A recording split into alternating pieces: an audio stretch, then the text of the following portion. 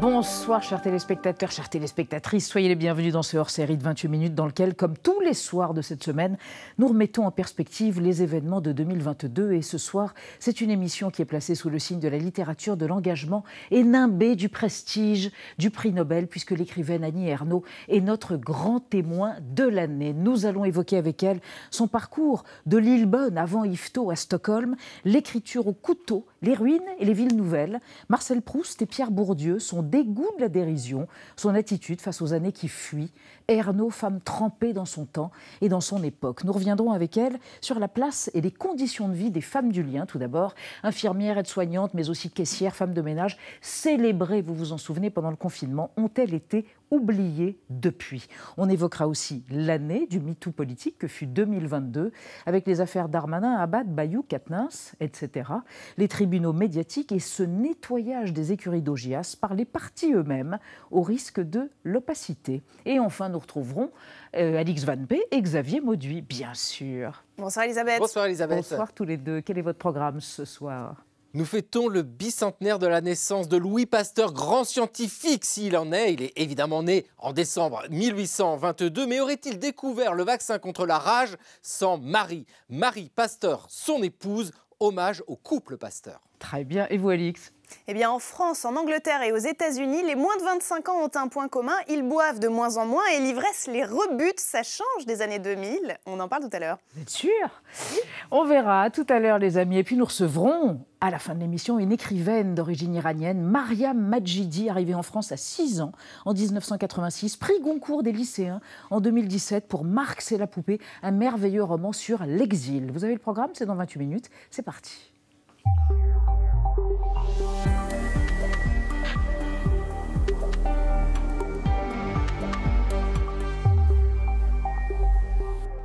Mais quel événement! Annie Ernaux, bonsoir. Bonsoir. C'est la deuxième fois cette année. Oui. Sur le plateau de 28 minutes, on est bien heureux de vous avoir. Je vous représente, je ne vous la présente plus, Nadia Dame, bonsoir chère Nadia, et Benjamin Papillon Sportouche. Bonsoir. Je vous le présente, bonsoir cher Benjamin.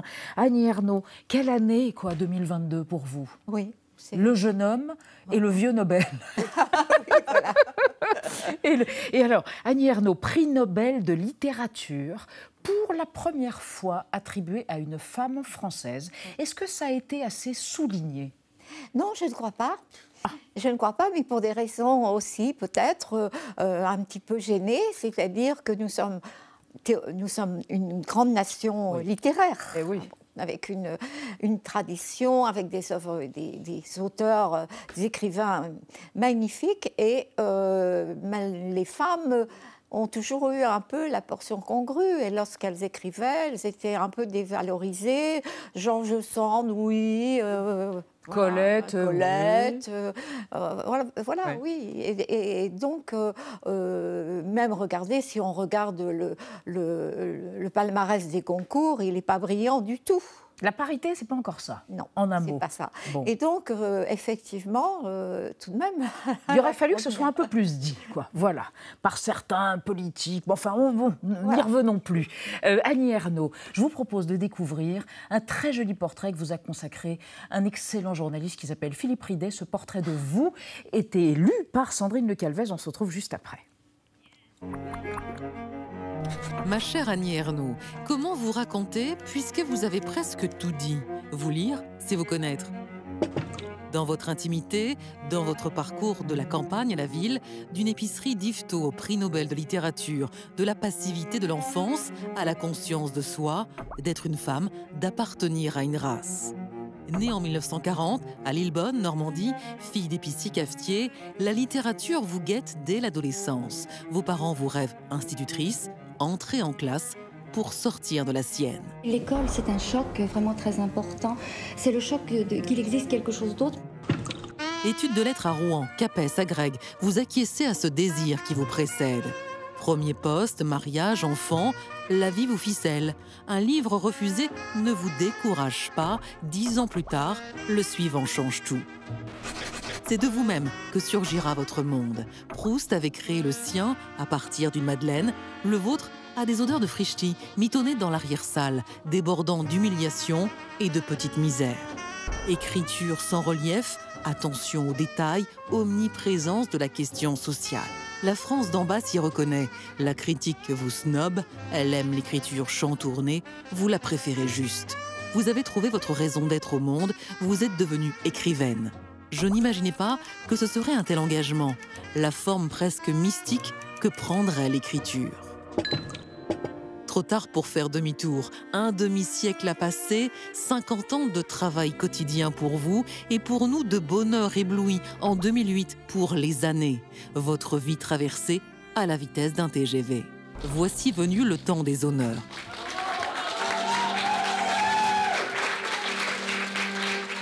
Des prises de parole, parfois raides. Vous revenez de Stockholm, vous y portez Yvetot, la douleur des femmes, l'éblouissement de la passion, ce que c'est que la gêne. Ma très chère Annie Ernaux, vos années sont les nôtres. C'est vous. Mais oui. On vous a vu, Annie Ernaux, dans votre trentaine éblouissante. Et alors, il paraît que lorsque votre fils et vous avez réalisé ce film qui est en salle, Les Années Super 8, vous avez découvert que vous aviez été belle et que vous étiez belle. C'est vrai? Vous l'avez découvert si tard? Oui. Vous avez découvert votre corps? Oui, absolument. Je n'avais aucune notion de ce que j'étais. Et je pense que je me trouvais très quelconque. Effectivement. Disons que je ne me vois pas comme... Mais bien entendu, maintenant, j'ai tendance à me surestimer. Ah ben voilà. Ah bon? Mais, parce que l'âge... dans la nuance. C'est simplement, c'est l'âge qui, effectivement, me fait penser que c'est dommage que je ne me sois pas rendu compte. Mais Annie Ernaux, à propos de l'âge, vous avez, ça, je ne dévoile pas un secret, vous avez accordé une interview aux Inrecuptibles il n'y a pas longtemps, ce mois-ci, et vous dites « L'amour, c'est fini ». Je me suis demandé il y a quelques années si j'allais vivre encore une passion ultime, et puis j'ai décidé par sécurité, pour me protéger, que non. Oui, on peut, avec la volonté, ne pas aimer, décider de ne pas aimer? Oui, je crois qu'on peut. Je crois qu'on peut. Il y a des périodes, enfin des moments dans la vie où justement on est prête à vivre une passion, et c'était mon cas, bien sûr, lorsque j'ai vécu ce qui a donné le livre Passion simple. Mais maintenant, je pense que ce serait... il ne me reste pas assez de temps pour vivre une passion et l'écrire, peut-être. Vous voyez? Et si vous ne pouvez pas l'écrire, elle n'a pas de sens. Voilà. C'est ça. La vraie vie vécue, comme disait Proust, c'est la littérature. Oui. C'est ça, hein. Benjamin. Vous avez dit dans une autre interview il y a quelques années ce que vous disiez votre mère. Elle vous disait « Il ne faut pas que tu sois inutile ». Oui. Est-ce qu'aujourd'hui son vœu est exaucé, notamment à la faveur de ce prix? J'aime beaucoup la phrase que vous citez, effectivement, parce que c'est quelque chose que j'ai entendu toute mon enfance. Bon, elle avait une vision de l'utilité et de l'inutilité qui peut être discutable, parce que pour elle, une femme à la maison, une femme qui restait à travailler chez elle, elle était inutile. Une femme utile, c'était une femme qui avait une activité, un métier, et donc qui avait une prise sur le monde. Et ayant vécu dans cette idée-là, je peux penser que par mes livres, oui, je pense qu'avoir rempli un contrat d'utilité public, c'est ça, quasiment. Mais d'ailleurs, l'écriture est une mission. Mais quand on est animé par une telle mission, quelquefois, il faut payer une livre de chair. Il y a un sacrifice. Ça a été quoi dans votre cas? La vie de famille, peut-être? Je pense qu'il y a des sacrifices, oui. Il y a eu des sacrifices, mais largement consentis. C'est-à-dire que je voyais plus important d'écrire un livre que de profiter, en quelque sorte, de joie, de voyage, de l'amitié. De l'amitié même. J'ai des souvenirs d'avoir refusé ainsi de sortir, bien sûr, parce que je préférais écrire. Oui. Dans votre journal intime, vous avez écrit, il y a très longtemps, cette phrase étonnante « Je suis traversée par les autres comme une putain ». Et c'était une façon d'évoquer votre rapport à l'autre, et ce va-et-vient entre je et nous. Oui, je crois que ça m'est venu vraiment comme une phrase, c'est dans Journal du dehors en réalité, et comme vraiment vous savez, on a des phrases quelquefois. André Breton disait qu'il cogne à la vitre, et c'est exactement ça. Oui, c'est-à-dire que j'ai l'impression d'une porosité aux autres, qui est quelque chose de très pas gênant, mais qui voilà, je me suis rendu compte que c'était pas le cas de tout le monde. Voilà. Et par exemple, que où que je sois, je sens vraiment les autres, et je les regarde, je les vois, même sans les regarder comme ça. Effectivement, c'est ça. Ce sentiment d'être traversé. Et je crois que c'est ainsi que j'écris. Au fond, c'est ce qui me fait écrire. Et c'est de cette manière-là que je peux me distancer et dire que c'est pas de moi que je parle. Vous voyez, c'est ça. Oui. C'est quelque chose de plus universel. Oui. Oui. Annie Ernaux, on va évoquer avec vous, Nadia, la mise au monde et les femmes qui n'ont plus envie de faire d'enfants. Oui, en 2022, être mère, ça va plus forcément de soi. De plus en plus de femmes, oui c'est vrai, refusent les injonctions à la maternité sacrificielle, forcément épanouissante. En témoigne ce sondage important qui a été publié en septembre dernier, qui révèle qu'en France, donc, 30% des femmes en âge de procréer ne désirent pas avoir d'enfants. Il y a plusieurs raisons qui sont invoquées par ces femmes.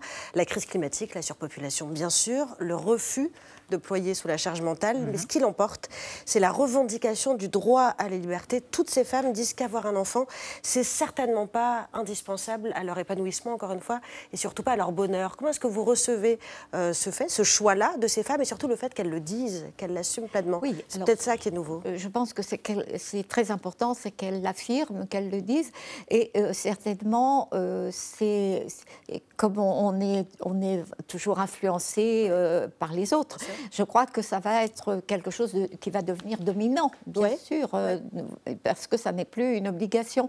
Enfin, disons que moi, par exemple, ma mère pensait que le métier d'abord, bien, mais elle souhaitait que j'aie des enfants. Et je pense que j'avais intériorisé ça.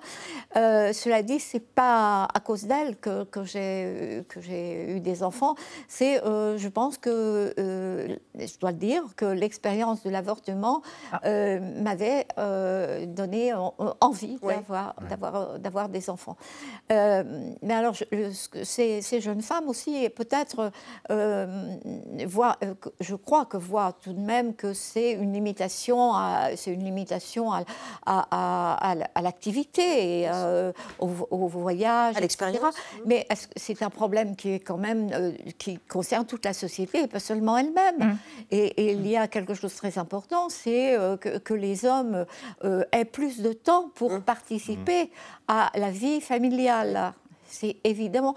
Alors, quand on pense que jusqu'à présent, je crois que le congé parental est de l'ordre d'une semaine ou 15 jours. 15 jours pour les hommes. 15 jours maintenant. 15 jours pour les papas. 15 jours maintenant, alors qu'il, dans les pays nordiques, il a été très longtemps, 3 mois, enfin, je ne sais pas où on Eh bien, voilà une mesure à suggérer. Alors, ça, c'était une mesure qui était dans le programme de la NUPES, je le dis entre parenthèses. Mais oui, il faut le dire. Et apparemment, c'est effectivement toutes les mesures qui seraient vraiment favorables à un changement entre les sexes, elles ne sortent pas. Annie Ernaux, et alors vous venez d'évoquer votre avortement, c'était d'ailleurs le thème de votre premier livre, Les armoires vides. Est-ce qu'il faut la constitutionnalisation de l'interruption volontaire de grossesse? C'est en cours, c'est en débat, il y a des projets de loi. C'est indispensable parce que justement, on ne connaît pas l'avenir. Et il faut que ce soit vraiment dans les textes, je crois. Benjamin. Et vous aviez dit, bien évidemment, j'écris pour venger ma race. Cette phrase est très forte. Est-ce qu'aujourd'hui, là aussi, vous avez l'impression que c'est fait, que vous l'avez vengé? Alors, c'est difficile de dire que j'ai essayé enfin, je l'ai fait de quelle façon? Je l'ai fait en écrivant justement sur tout ce qui fait que des gens se sentent inférieurs. Et donc, commencer par mon expérience propre et élargir et voir comment toutes les formes de domination de la société. Et ça parcourt mes textes justement pour une prise de conscience et qu'il faut pour que les choses bougent, il faut d'abord qu'on les conscientise. Et c'est cela qui se passe, bien sûr. Donc, je peux dire peut-être que, tout le moins, je n'ai pas fait le contraire. Voilà. Et vous, votre conscientisation, c'était grâce à Pierre Bourdieu et Simone de Beauvoir. Hein. Ça a été les deux mamelles. Oui. Ça a commencé par Simone de Beauvoir, dans l'ordre chronologique. Oui, condition des femmes et après conditions sociales. Hein. Oui, absolument. Structure sociale de la société. Oui, ce sont des influences. Alors, bien sûr que j'ai des influences littéraires, c'est parce que j'aimais lire et que j'ai lu énormément et que j'ai eu des admirations pour Virginia Woolf, par exemple. Bon, Georges Perec aussi. Donc, que c'est formé mon écriture, bien sûr. Hein. Mais c'est aussi, ce que je veux dire, d'un point de vue contenu, ce que je voulais écrire, c'est effectivement ces deux auteurs français. Alors, je vous propose de revenir sur un des grands thèmes sociétals de l'année 2022, les femmes du lien. On les a appelées aussi les femmes en première ligne, les premières de corvée, les infirmières, les aides à domicile, les caissières, les femmes de ménage, qui ont été mobilisées jusqu'à l'épuisement pendant le confinement. Est-ce que les promesses qui leur ont été faites, salariales, et puis aussi quant à l'amélioration de leurs conditions de travail, ont été tenues? Sont-elles sorties de l'invisibilité? Ont-elles obtenu plus de considération? On revient sur quelques témoignages qui ont eu lieu cette année et on retrouve Annie Ernaux juste après. La vraie vie des travailleuses essentielles, dont vous, Marie-Basile Mbarga, auxiliaire de vie, ça correspond à quoi? Quel est votre métier? Le métier d'auxiliaire de vie, c'est s'occuper des personnes âgées en difficulté en général, parce qu'on s'occupe aussi des handicapés. Le métier bien visible, c'est le ménage, les courses, l'aide à l'habillement, à la toilette. Ça, c'est le visible, mais il n'y a pas que le visible, parce que dans les images de vous, il y a beaucoup de mains serrées sur la main des femmes dont vous vous occupez. On sent une affection, un lien, une constance. Ouais. Ces personnes souffrent d'isolement. De solitude. Parce que vraiment, la solitude, c'est le mot. Ouais. Moi, je m'occupe des personnes âgées. Je me suis occupée d'une femme pendant 3 ans et demi. Florenza, qui est morte entre mes mains. Je l'ai accompagnée jusqu'à son dernier souffle. Ils ont besoin vraiment de nous. Le travail des auxiliaires de vie, c'est un travail très impressionnant, mais qui n'est pas valorisé. Hélène Aubert, est-ce que vous vous sentiez invisible avant que le cinéma, Emmanuel Carrère, se pose sur vous? Vous sentez-vous plus visible parce qu'on va vous voir dans des cinémas? Après, invisible, oui, parce qu'on n'est pas... Enfin, on va pas se mentir, agent d'entretien, très souvent, on n'a pas de remerciements, on ne travaille pas avec... Vous travaillez la nuit? Voilà, on travaille très tôt le matin ou très tard le soir, on ne voit personne, on est tout seul sur un site. Enfin, on est tout seul, quoi. Donc, à un moment, pourquoi on ne pourrait pas travailler ensemble? Vous voulez dire travailler de jour, au milieu des gens qui font leur boulot au quotidien? Enfin, la preuve que ça existe, parce que Patricia, qui est dans le camping, elle travaille à Le Galet que de jour, ni les jours fériés, ni les samedis dimanches. Pourquoi pas les autres? Donc ça peut évoluer. Ça peut évoluer, on le souhaite, avec le film qu'Emmanuel a fait, et on le souhaite. Mais on le souhaite tous, quoi. Vous évoquez cette France qui se lève tôt et qu'on ne croise pas. Ce sont ces hommes et ces femmes qui prennent le premier train, le premier métro pour rejoindre ou pour quitter leur travail. Qu'est-ce que ça dit néanmoins, cette façon de mettre les travailleurs à la marge, c'est-à-dire surtout hors des regards, de diviser à la fois l'espace et le travail? Je peux répondre non pas en tant que sociologue, je peux répondre en tant que cinéaste. Enfin, moi, mon désir de filmer ces gens-là, c'est de les inscrire dans un récit et permettre, à partir des moyens du cinéma, d'éprouver quelque chose de leur réalité. Moi, j'étais très étonnée d'aller dans cette gare de Sevran-Bedotte à 5h du matin et de me rendre compte que c'était l'heure de pointe. C'est-à-dire que moi, je pensais qu'il allait y avoir personne. Or, en fait, c'est l'heure de pointe. Donc, ça raconte quelque chose sur la division sociale du travail. Mais c'est une image qui le raconte. Et l'idée, c'est de donner à voir ces destins, c'est de rendre visible, effectivement. C'est de faire ce que Pierre Bergogneau, le poète et le diariste, dit, c'est-à-dire les sortir du bannissement symbolique et les ramener au centre de l'image où ils ne sont jamais, où ils ne peuvent jamais voir leur reflet. Et ça, c'est une grande vertu du cinéma qu'on a en partage avec la littérature. C'est effectivement de rendre visible l'invisible et de donner une existence à ceux qui n'existent pas. Qui sont à la lisière. C'est presque un programme qui est le vôtre aussi, le programme que vient d'énoncer Alice Diop, le programme de la littérature et du cinéma, ramener au centre, rendre visible l'invisible. Absolument. C'est un des problèmes d'ailleurs du cinéma, mais de la littérature, bien sûr. Et ces femmes qui travaillent sont évidemment pas reconnues, elles sont pas visibles. Ça fait partie effectivement de celles qui prennent les transports en commun aux aurores ou très tard le soir. Donc il y a un problème, aussi évidemment quand même qui est un problème de salaire.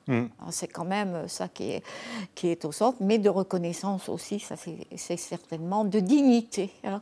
Je crois que vous avez d'ailleurs écrit un très beau texte sur le centre commercial de Cergy, qui est votre ville d'habitation et de cœur. C'était en 2014, ça s'appelle « Regarde les lumières, mon amour ». Est-ce que vous leur parlez à ces caissières, à ces femmes? Alors, aux caissières, oui, mais on a de moins en moins de temps pour le faire. Hein. Je vous allais dire, il y a de moins en moins de caissières, elles sont remplacées par des machines aussi. Maintenant, oui, c'est ça. Elles sont de plus en plus, effectivement, mais ça a toujours été un lieu d'exploration pour vous aussi. Alors, c'était le cas. Pour moi, c'était de voir le plus, je veux dire, de catégories sociales dans un même lieu, ce qui arrive tellement peu souvent. Vraiment peu souvent. Et il est certain que sans doute, là, il y avait plus de femmes que d'hommes. Ça, c'est déjà quelque chose. Et ensuite, ce sont, disons, que les cadres supérieurs fréquentent, bien sûr. Mais c'est quand même une majorité plus populaire, et également, donc, de la diversité, comme on dit maintenant. Et ce qui m'intéresse aussi, c'est justement la consommation. C'est-à-dire de voir ce qu'il y a, qu'on dépose sur le tapis et qui est tellement révélateur. Bon. Ce qu'on peut déposer en fonction de ses moyens, ce qu'on peut acheter en fonction de ses moyens. Ce qu'on peut acheter, c'est ça que ça veut dire, bien sûr. Et tout le monde connaît le mot de Marx, dis-moi ce que tu manges, je te dirai qui tu es. Et ça reste toujours vrai.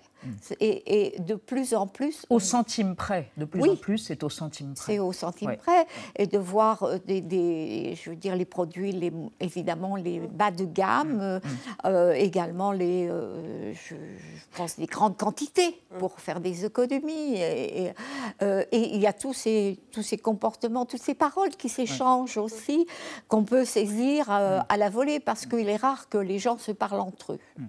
Mais en tout cas, il est clair que vous observez très attentivement. Je vous propose, Annie Ernaux, qu'on envisage un deuxième événement politique de cette année 2022. 5 ans après la déflagration du mouvement MeToo, 2022 a vu une succession d'affaires dans le milieu politique, précisément Darmanin, Abad, Bayou, Quatennens. Est-ce que 2022 aurait été l'année du MeToo politique français? D'ailleurs, est-ce au parti, aux médias ou à la justice de juger ces affaires? Voici un résumé des débats qui se sont tenus ici et nous en reparlons avec Annie Ernaux. Vous dites, quand il y a un doute, on écarte. Mais tout de même, en justice, le doute bénéficie toujours au prévenu, aux mises en examen, à l'accusé. Là, non. Est-ce qu'il y a un risque d'arbitraire ? Parce qu'on est dans un contexte particulier. Lorsque l'on est une femme et qu'on s'engage en politique, on est dans un terrain qui est excessivement difficile, qui est excessivement violent, où l'on sait qu'on peut être potentiellement l'objet de menaces, d'agressions. C'est quelque chose, c'est une réalité. Et j'allais vous dire, il y a la justice. C'est ça qu'on vous oppose. Bien sûr qu'il y a la justice. Le problème, c'est qu'aujourd'hui, déjà, la justice est défaillante. Les partis politiques, les institutions politiques ne sont pas des safe places, des lieux qui sont favorables à l'épanouissement des femmes. On est toujours en train soit de les attaquer sur des propos sexistes, mais même aller jusqu'à quand même les violer, les agresser sexuellement. Ce sont des choses qui sont excessivement courantes et qui pour autant font l'objet d'une omerta totale. Il demeure un domaine qui échappe d'une certaine façon à la prise, non pas tant de la justice, mais je dirais à la prise politique, qui est cette question des violences sexistes et sexuelles, dont on s'aperçoit avec ahurissement que lorsque les scandales éclatent et qui mettent en cause des hommes politiques de premier rang, eh bien ceci échappe de façon tout à fait curieuse à des réflexes qui pourtant fonctionnent très bien quand il s'agit d'autres affaires. Je pense par exemple à ce qui s'est passé pour François Bayrou ou François de Rugy, qui étaient mis en cause, sans même être mis en examen pour des questions de repas dispendieux d'un côté et puis d'abus de confiance concernant des assistants parlementaires, et qui en quelques heures à peine ou quelques jours, ont été poussés vers la sortie pour, je cite les termes de l'époque, pour que la justice puisse faire sereinement son travail. Il y a un besoin de justice. Il y a un besoin de justice d'autant plus fort qu'aujourd'hui, on sait avec certaines statistiques et certaines études qu'une majorité de Français n'a pas confiance dans la justice, et parce que nous vivons dans un état de droit et que c'est la justice qui fait la loi et c'est la justice qui fait la paix sociale. Ce ne sont pas des accusations dans les médias, sur les réseaux sociaux qui vont faire la paix sociale. C'est lorsque la justice va trancher et que la justice va être saisie de ces questions. Revenons au fond, c'est-à-dire la différence de nature et de degré entre une accusation de goujaterie et une claque, ou pire.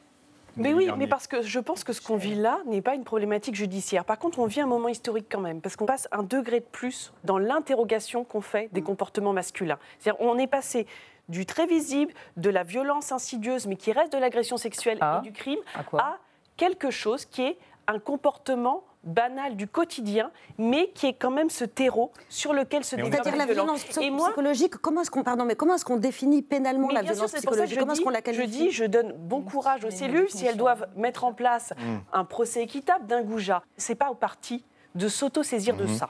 Vous m'interrogez sur le cabayou, puisque c'est votre première question. Oui.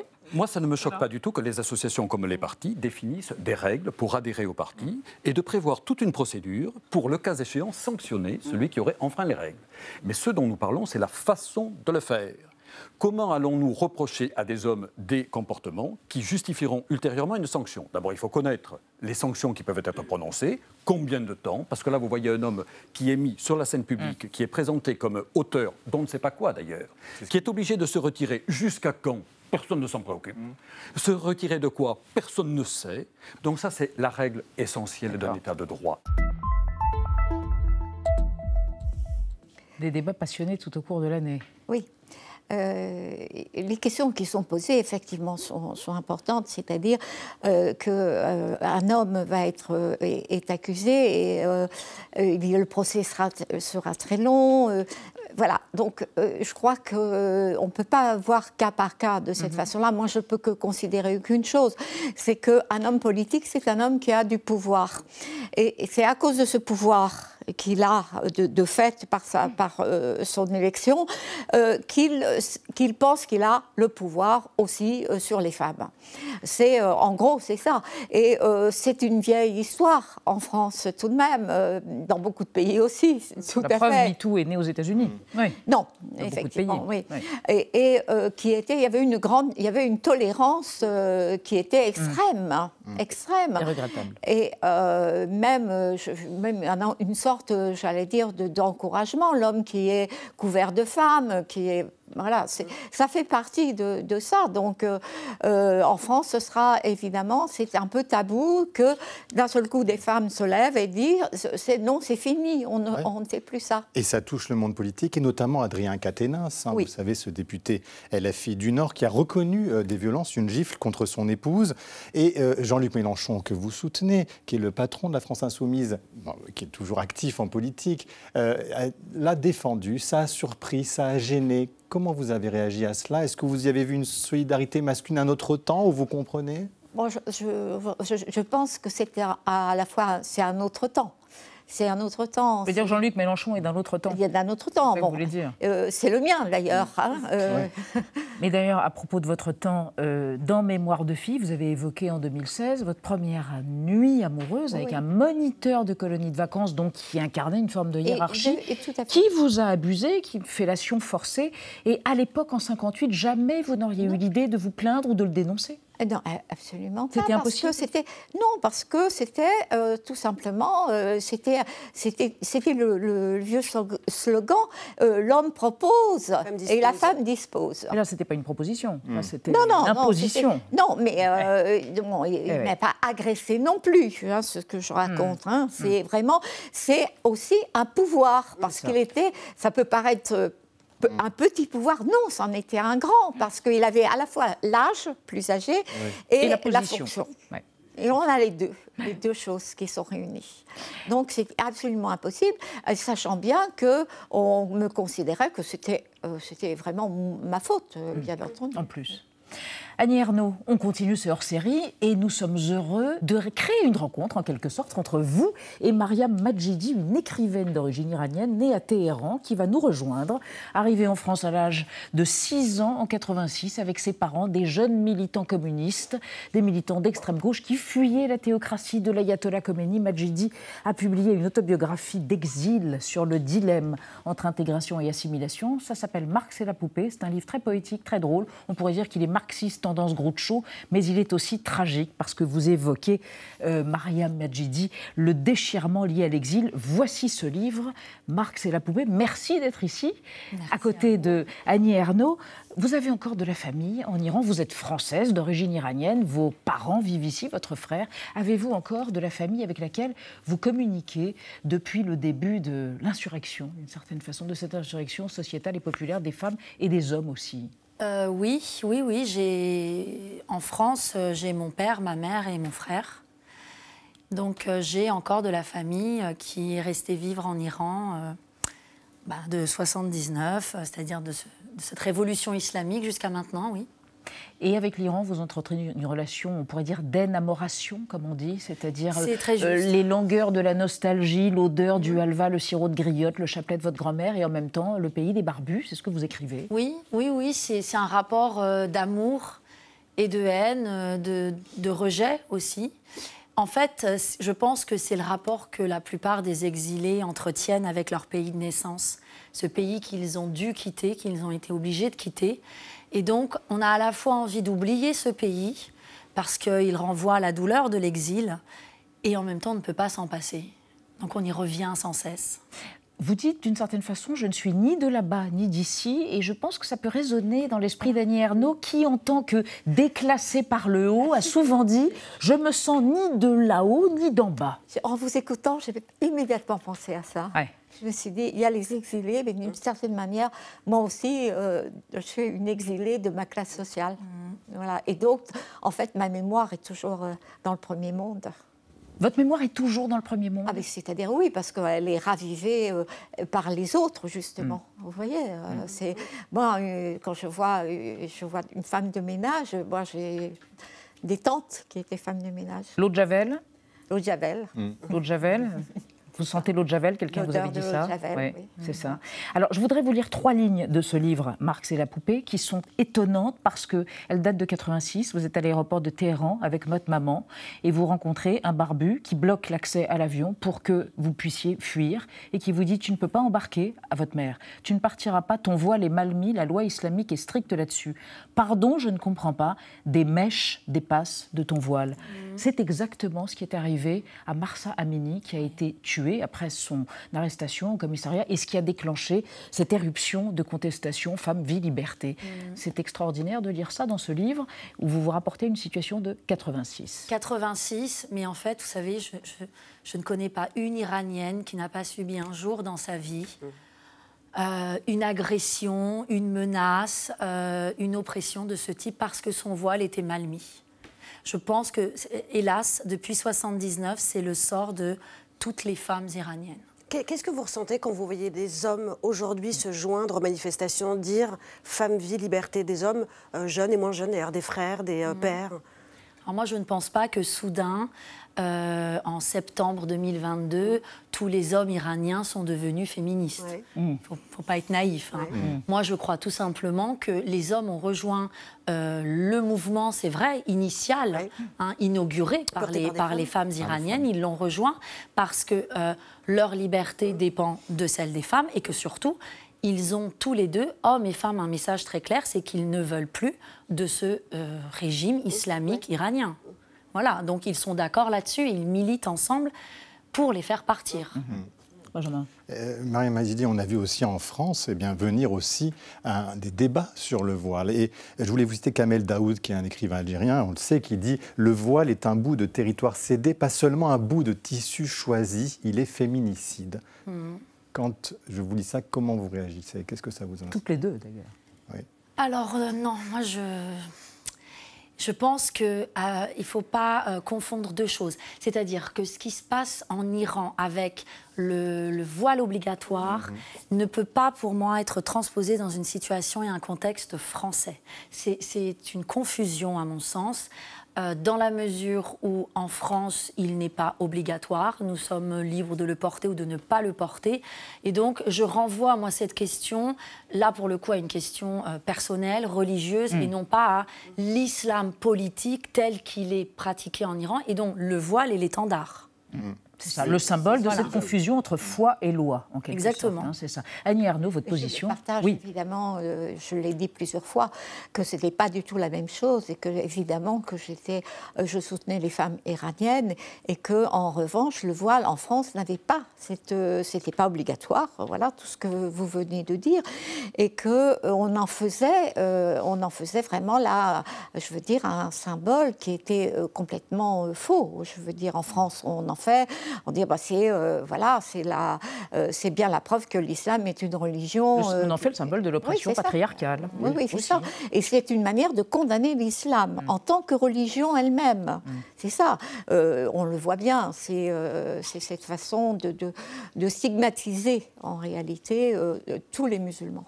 Oui. Une réaction, Marianne? Moi, ça me fait penser quand même à une chose, c'est-à-dire qu'il y a quand même deux extrêmes, hein, l'interdiction et l'obligation. Je tiens quand même à dire qu'en 1936, Reza Shah, qui était l'avant-dernier roi d'Iran, a interdit le voile dans toutes les rues d'Iran. Donc, plus aucune femme ne pouvait le porter dans l'espace public. Bon, c'était une interdiction. Qu'est-ce que ça nous a amené? En 1979, le voile est devenu obligatoire. On voit bien qu'en fait, dans ces deux extrêmes, c'est pas là-dessus que ça se joue. Et on s'en sortira pas comme ça. Voilà. Vous êtes optimiste? Vous avez une forme d'espérance? Vous dites souvent 5000 ans de civilisation perse, 43 ans de théocratie islamique. Non, finalement, les hommes et les femmes qui réclament la liberté obtiendront gain de cause, mais ça prendra longtemps. Ils l'obtiendront. Et puis, nous, en tant qu'exilés iraniens vivant à l'étranger, on se doit d'être optimistes. On se doit de porter aussi leur voix et ce message plein d'espoir. Voilà. J'enlève les petits papiers que j'avais collés dans votre livre, que je m'empresse d'offrir à Annie Ernaux.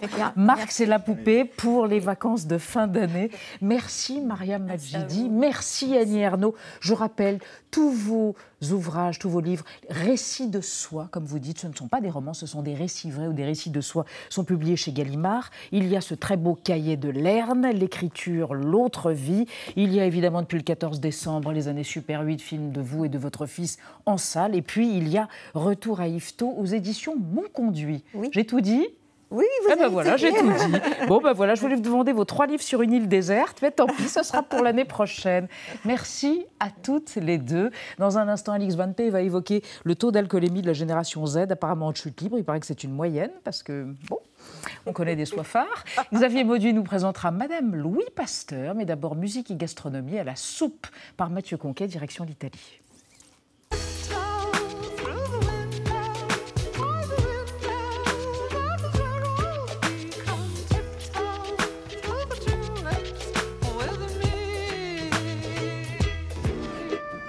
À la soupe aujourd'hui, l'Italie au goût de revenez-y.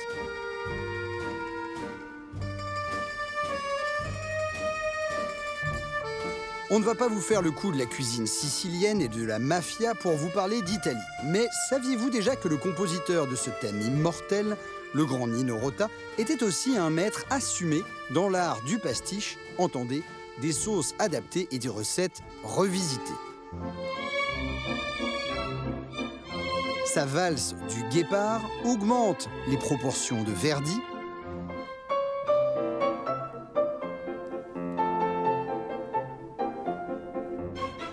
Quant à sa suite pour orchestre dans la Strada, elle suit ici à la lettre le menu du Sacre de Stravinsky.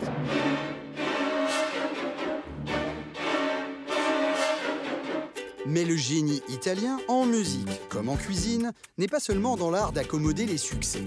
Non sans humour, la grande Nina se demande ici ce qui sent si bon dans la cuisine et pourquoi on l'empêche d'entrer. Ma perché, come mai, ma perché? In cucina non ci entro mai.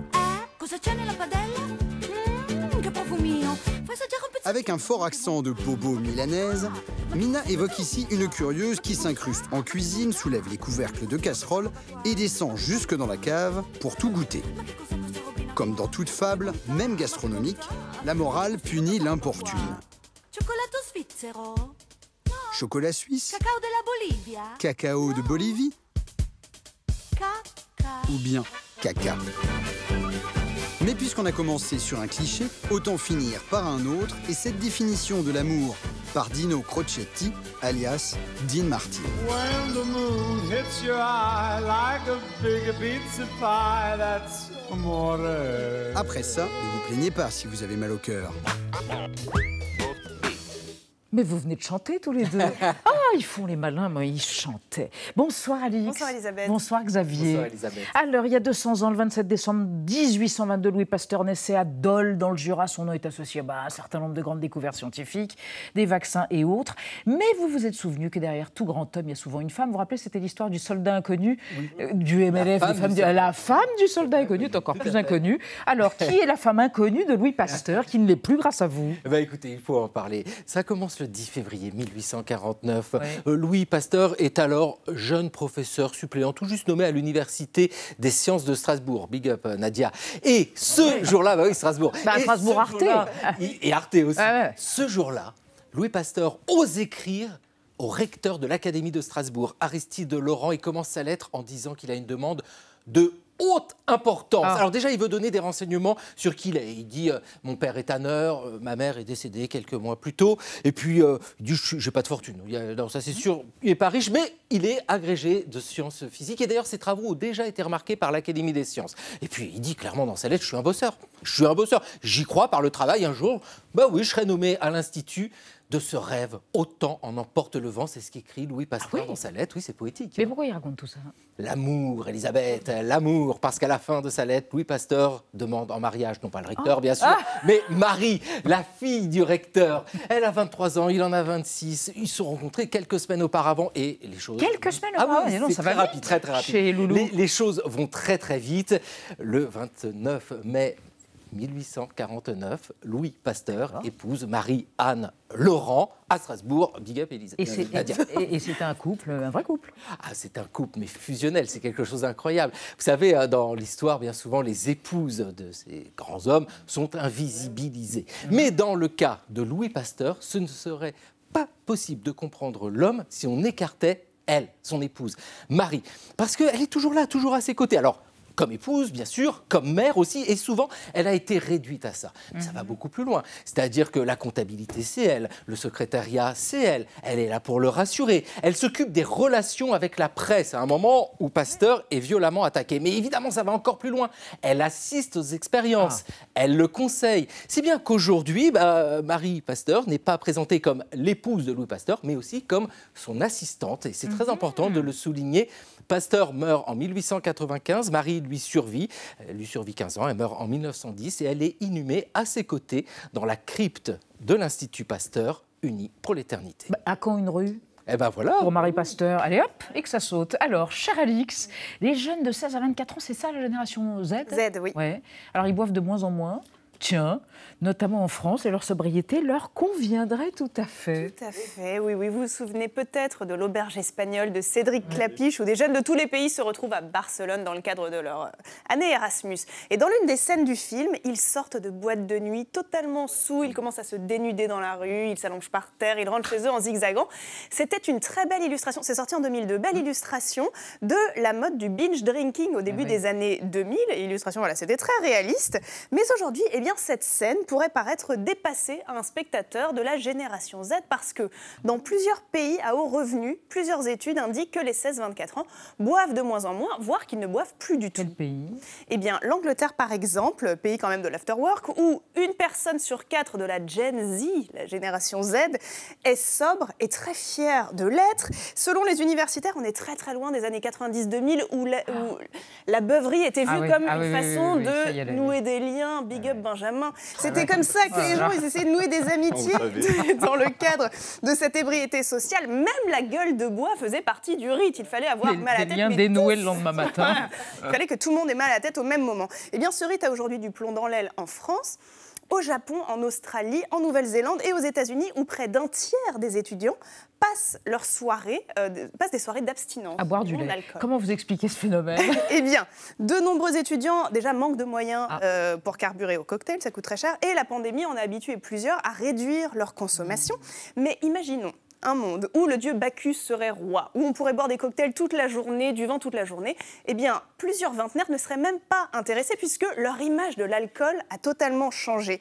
Selon une étude Google réalisée en 2019, ils associent l'alcool à la vulnérabilité, l'anxiété et l'abus. Donc forcément, ça coupe l'envie de trinquer. Et si la génération Z est de moins en moins encline à finir ses soirées la tête dans les fourrés, c'est aussi pour préserver son image, notamment en ligne. Selon toujours cette étude de Google, très intéressante, oui, en ligne sur les réseaux sociaux, un jeune sur deux veille à préserver son image. Il y pense pendant qu'il est en train de boire, de peur peut-être. Autocensure narcissique. Oui, je me torche pas, sinon ça se verra. Autosuccion, vous avez dit? Autosuccion, voilà, c'est ma nouvelle façon de prononcer ce mot. Alors voilà, ne prenons pas de risques, abusons ensemble de jus de kombucha, de sirop de menthe, de maté, et puis nous pouvons trinquer tous ensemble à notre nouvelle addiction, l'addiction de toutes les générations, la technologie. Sans autocensure ou autobiture. Merci à tous, à demain. Demain, vous serez avec Renaud Dely pour le club de l'année 2022. On se retrouve lundi soir à 20h05. Oui, l'année prochaine. Bonne fête, gute Jahr, tchuss. On se quitte avec le crooner qu'on a vu tout à l'heure dans À la soupe, Dean Martin Dino et la chanson du western culte Rio Bravo. Soyez fous et sages et bonne fête de fin d'année. À lundi. Rio Bravo,